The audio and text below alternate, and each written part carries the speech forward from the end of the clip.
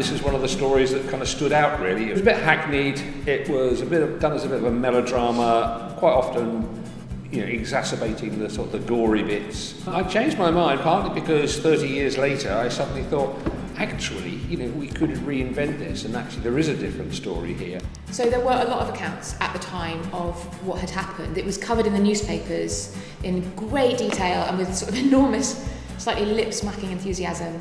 But there were no accounts by women, full stop. So that's just the hole right there. But nobody seemed to have thought it through, what it might be like to be her. What we're trying to do is look at it from the point of view of, let's imagine that Mariah was surrounded by people that really loved her, but that's not where the conflict is. The conflict is in her relationship, which is quite a poisonous one. It's one of what we would now call coercive control. In order to research that, I started working with women from the Lighthouse Women's Aid, and they really informed the story because they had all experienced violence at home.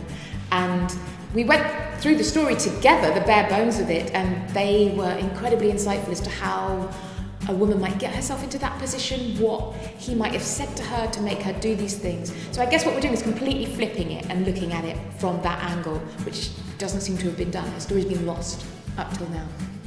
Especially right now, when we've all been in our houses on our own, it's just a joy to be back in a room with other creative people, to be here, to be back with Eastern Angles again. I feel very grateful. Rich with character, it's rich with song, and it's a moment to make Mariah live again. You're not going to have a night of gory violence and watch a woman being slowly murdered during the play. We get that out of the way, and then we can just enjoy her life and celebrate it and sort of hear her story in a way that hopefully we haven't heard before.